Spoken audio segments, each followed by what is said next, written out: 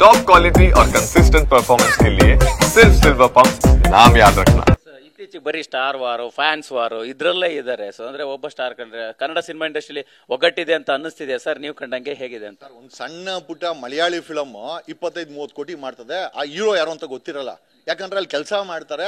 They wanted to give the ಈ ಒಂದು ಸಮಾಜಕ್ಕೆ ಒಂದಷ್ಟು ಒಳ್ಳೊಳ್ಳೆ ಫಿಲಮ್ಗಳು ಕೊಡಬೇಕು, ಒಂದು ಒಳ್ಳೊಳ್ಳೆ ಕಾದಂಬರಿ ಆಧಾರಿತ ಒಳ್ಳೊಳ್ಳೆ ಟ್ರಿಕಿ ಇರೋಂಥ ಫಿಲಮು, ಒಂದು ಥ್ರಿಲ್ ಇರೋಂಥ ಫಿಲಮ್ಗಳನ್ನ ಕೊಡಬೇಕು ಅಂತ ಕೆಲಸ ಮಾಡ್ತಾರೆ.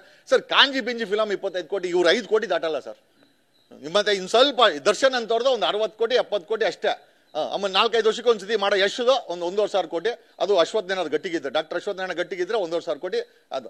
ಸರ್ ಇದು ಬಿಟ್ಟರೆ ಬೇರೆ ಏನು ಪ್ಯಾಟರ್ನ್ ಇದೆ ಅವ್ರ ಹತ್ರ? ಬರೀ ಫಿಲಮ್ಗಳನ್ನ ರಿಯಲ್ ಎಸ್ಟೇಟ್ ಎಲ್ಲ ತಗೊಂಬಂದು ಪ್ರೊಡ್ಯೂಸರ್ ಹಾಕೋದು, ಆ ಫಿಲಮ್ ಸುತ್ತೋದು ಬಿಡೋದು. ಒಂದು 300 ಫಿಲಮ್ ಬಿಡ್ತಾರೆ ಸರ್. ಎಷ್ಟು ಫಿಲಮ್ಮು 5 ಕೋಟಿ ದಾಟೋದೇ ಇಲ್ಲ ಸರ್. ಎಲ್ಲೋ ಒಂದು ಕಡೆ ಕ್ವಾಲಿಟಿ ಇಲ್ಲ ಸರ್. ಆಮೇಲೆ ಏನೋ ಹೆಸರು ಮಾಡಬೇಕು, ಆ ಇಂಡಸ್ಟ್ರಿನಲ್ಲಿ ಎಂಜಾಯ್ ಮಾಡಬೇಕು ಅನ್ನೋದು ಬಿಟ್ಟರೆ ಈ ಇಂಡಸ್ಟ್ರಿನ ಉಳಿಸ್ಬೇಕು ಅಂತ ಯಾರು ಮನಸ್ಸಲ್ಲಿ ಇದ್ದಾರೆ ಸರ್? ಇವರು ಒಂದು ಇಷ್ಟು ಜನ ಬಿಟ್ಟರೆ, ದರ್ಶನ್ನು, ಸುದೀಪು, ಯಶು, ಇವೊಂದು 4-5 ಜನ ಬಿಟ್ಟರೆ ಸರ್, ಪ್ರೇಮು, ಆಮೇಲೆ ಒಂದು 5-6 ಜನ ಬಿಟ್ಟರೆ ಸರ್ ಹೊಸಬರು ಇಂಡಸ್ಟ್ರಿಲಿ ಎಲ್ಲಿ ಬಂದವ್ರೆ?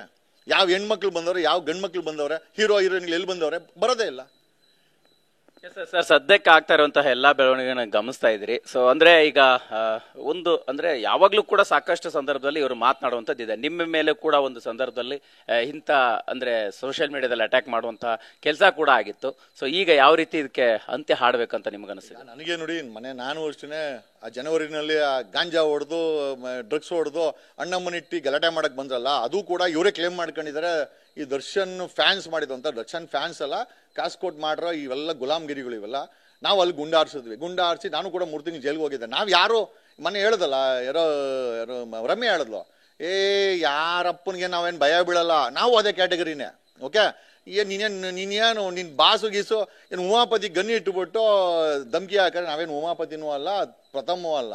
ಪ್ರಥಮ್ ನೋಡಿ ಈಗ ಚಿಗುರವನೇ, 2 ದಿವಸದಲ್ಲಿ ಚಿಗುರವನೇ. ಯಾಕೆ ಅಂತಂದ್ರೆ ಉಗಿದ್ವಿ ಅವನಿಗೆ. ಸರ್ ಇದೆಲ್ಲ ಎಕ್ಸ್ಪೋಸ್ ಆಗಬೇಕು, ಈ ಮಾಫಿಯಾನೆಲ್ಲ ಮಟ್ಟ ಹಾಕಬೇಕು.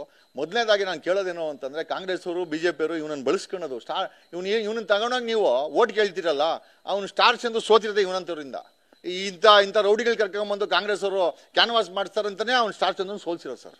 ಒಂದು ಮಾತು ಪ್ರಸ್ತಾಪ ಮಾಡಿದ್ರೆ, ಅಂದ್ರೆ ಉಮಾಪತಿ ಅವರು ರಾಬರ್ಟ್ ಸಿನಿಮಾದ ನಿರ್ಮಾಪಕರು, ಉಮಾಪತಿ ಅವರಿಗೆ ಗನ್ನಿಟ್ಟು ಹೆದರಿಸುವಂತ ಕೆಲಸ ಆಗಿತ್ತು ಅಂತ ಹೇಳ್ತಾ ಇದ್ರಿ. ಸೊ ಅದು ಯಾವ ಅಂದ್ರೆ ನಿಮಗಿರೋಂಥ ಸಂದರ್ಭ? ಮೈಸೂರಲ್ಲಂತೆ ಏನೋ ವಿಚಾರಕ್ಕೆ ಕೇಳಿದಾಗ ಗನ್ನಿತ್ತಿಟ್ಟನಂತೆ ಅವನಲ್ಲಿ. ಅಲ್ಲ ಸರ್, ಒಬ್ಬ ಹೀರೋ ಆಗಿ ನೀನು ಜನಗಳ ಮನಸ್ಸಲ್ಲಿ ಹೀರೋ ಬಗ್ಗೆ ಹೊರತು ಮುಖವಾಡ ಹಾಕೊಂಡು ಒಳಗಿರೋದೆಲ್ಲ ವಿಲ್ಲನ್ನು, ಹೊರಗಡೆ ಎಲ್ಲ ನೀನು ಹೀರೋ ಅಂತ ತೋರಿಸ್ಕೊಂಡ್ರೆ ಇದು ತುಂಬಾ ಅಹಂಕಾರ ಅಂತ ಅನ್ಸಲ್ವಾ ಇದು? ಸರ್ ಇದೆಲ್ಲದರ ಜೊತೆಗೆ ನೀವು ಹೇಳ್ತಾ ಇದ್ರಿ ನಾನು 3 ತಿಂಗಳು ಜೈಲಿಗೆ ಹೋಗಿ ಬಂದಿದ್ದೀನಿ ಅಂತ. ಜೈಲಿನ ಪರಿಸ್ಥಿತಿ ಬಗ್ಗೆ ಕೂಡ ಸಾಕಷ್ಟು ಸಂದರ್ಭದಲ್ಲಿ ಮಾತಾಡಿದ್ರಿ. ಈಗ ದರ್ಶನ್ ಅವ್ರ ಜೊತೆ ಬ್ಯಾರಕ್ ಅಲ್ಲಿದ್ದಂತಹ ರಘುನೇ, ಅಲ್ಲಿ ಬೇಕ್ರಿ ರಘು ಅನ್ನೋಂಥವ್ರು ಈ ಪ್ರಥಮ್ ಅವ್ರಿಗೆ ಇದನ್ನ ಅಂದ್ರೆ ಡ್ರ್ಯಾಗರ್ ತೋರಿಸಿರುವಂತದ್ದು ಅಂತದ್ದು. ಸೊ ಅದನ್ನ ಹೆಂಗೆ ಕನ್ಸಿಡರ್ ಇಟ್ಟಿರೋದು ಬೇರೆ ಇಲ್ಲ. ಐ ಥಿಂಕ್ ಸರ್ ಅವರೆಲ್ಲ ಏನು ಅಂತಂದ್ರೆ ಏನೋ ಒಂದಷ್ಟು ಕಾಸು ಕೊಟ್ರೆ ಅವೆಲ್ಲ ಮಾಡ್ಬೋದು, ಅಥವಾ ಗೊತ್ತಿಲ್ಲ ಏನು ಇವ್ರದ್ದು ನೆಟ್ವರ್ಕ್ಗಳು ಅಂತ. ಒಂದಂತೂ ನಿಜ ಸರ್, ಈ ಅಂಡರ್ ವರ್ಲ್ಡ್ಗಳು ಮತ್ತು ಈ ರೌಡಿಗಳು ಇಂಡಸ್ಟ್ರಿಗಳಿಗೆ ಮತ್ತು ಸಮಾಜಕ್ಕೆ ಘಾತಕ ಆಗೋದು ಬೇಡ. ನಾವು ಇಷ್ಟೇ ರಿಕ್ವೆಸ್ಟ್ ಮಾಡ್ಕೊಳೋದು. ರೌಡಿ ಪೆರೇಡ್ಗಳು ಮಾಡಿದಾಗ ನಾನು ಪೊಲೀಸವ್ರ ಹಿಂದೆ ಬಿದ್ದು ರೌಡಿ ಪೆರೇಡ್ ಮಾಡಿಸ್ಬೇಡಿ, ಕ್ಯಾಮ್ರಾಗಳು ಅವ್ರ ಮೇಲೆ ಇಡಿಸ್ಬೇಡಿ. ರೌಡಿಗಳಿಗೂ ಮತ್ತು ಕ್ರಿಮಿನಲ್ಗಳಿಗೂ ಕೂಡ ಅವ್ರ ಜೀವನ ಇರ್ತದೆ, ಅವ್ರನ್ನ ಬದಲಾವಣೆ ಆಗಿಬಿಡಿ ಅಂತ ಫೈಟ್ ಮಾಡೋದಂಥ ವ್ಯಕ್ತಿ ನಾನು. ಇವನ್ ಆಫ್ ಫಾಟ್ ಫಾರ್ ದೆಮ್. ಅದು ಋಣ ಆಯಿತೋ ಎಲ್ಲ ಗೊತ್ತಿಲ್ಲ. ನಾನು ಹೇಳೋದೇನು ಅಂತಂದರೆ, ದಯಮಾಡಿ ಈ ರೀತಿ ಜೈಲಿಗೆ ಹೋಗೋರು, ಅಂಡರ್ವರ್ಲ್ಡ್ ಜೊತೆ ಲಿಂಕ್ ಇರೋರು, ಕ್ರಿಮಿನಲ್ ಕೆಲಸ ಮಾಡೋರು, ಡ್ರ್ಯಾಗರ್ ಇಟ್ಕೊಂಡು ಓಡಾಡೋರು, ದಯಮಾಡಿ ಸಮಾಜಕ್ಕೆ ಇದಕ್ಕೆ ಘಾತಕ ಆಗಕ್ಕೆ ಹೋಗ್ಬೇಡಿ. ಆಮೇಲೆ ಅವನೇನೋ ಹೇಳ್ದ ಅಂತ ಅವ್ನ ಹಿಂದೆ ಹೋಗಿ ನೀವುಗಳು ಕೋಕ ಹಾಕ್ಸ್ಕೊಂಡು ಪರ್ಮನೆಂಟ್ ಜೈಲಾಗಬೇಡಿ. ಆಮೇಲೆ ಇಲ್ಲಿ ಯಾರು ಎದುರಾರಿಲ್ಲ. ನಿಮ್ಮ ಹತ್ರ ಡ್ರ್ಯಾಗರ್ ಇದ್ದರೆ ನಮ್ಮಂಥವ್ರ ಹತ್ರ ಗನ್ನು ಇರ್ತದೆ. ಸಮಯ ಬಂದರೆ ನಾವು ನಮ್ಮ ಗನ್ ಮ್ಯಾನ್ಗಳು ಅದನ್ನು ಆರಿಸಿದ್ದಾರೆ. ಸೊ ನೋ ಬಡಿ ಈಸ್ ಏನೋ ಇನ್ನೋಸೆಂಟ್ ಇಯರು. ನಮ್ಮ ರಕ್ಷಣೆ ಅಂತ ಬಂದಾಗ ಅದ್ರ ಪಾಡಿಗೆ ಅದು ಆಗ್ತದೆ. ದಯಮಾಡಿ ಆ ಇದು ಕೆಲಸಗಳನ್ನ ಮಾಡೋಕ್ಕೆ ಹೋಗ್ಬೇಡಿ. ಆಮೇಲೆ ಬೆಂಗಳೂರಿನ ಪೊಲೀಸರು, ಕರ್ನಾಟಕದ ಪೊಲೀಸರು ತಾಕತ್ತಿದೆ. ಎಲ್ಲ ಚೋಟರಾಜನ್ಗೆ ಮುತ್ತಪ್ಪರಿಗೆ ಹಗ್ಗ ಹಾಕೊಂಡು ತಗೊಂಬರೋದಾದ್ರೆ ನಿಮ್ಗೇನು ಹಗ್ಗ ಹಾಕೇನು ದೊಡ್ಡ ವಿಚಾರ ಏನಲ್ಲ. ಏನಂತಂದ್ರೆ ಅವರು ಕೂಡ ಸಮಾಜದಲ್ಲಿ ನಮ್ಮಂಥವ್ರು ಏನು ಬ್ಯಾಲೆನ್ಸ್ ತಪ್ಪಬೇಡ್ರಪ್ಪ ಅಂತ ಧ್ವನಿ ಮಾಡ್ತೀವಿ ಅಂತ ಪೊಲೀಸರು ಸ್ವಲ್ಪ ಬ್ಯಾಲೆನ್ಸ್ ಆಗಿ ಹೋಗ್ತಾರೆ. ಬಿಟ್ರೆ ಅವ್ರು ರಾಕ್ಷಸರೇ ತೋರಿಸ್ತಾರ ಏನು ಅಂತ. ಫೈನಲ್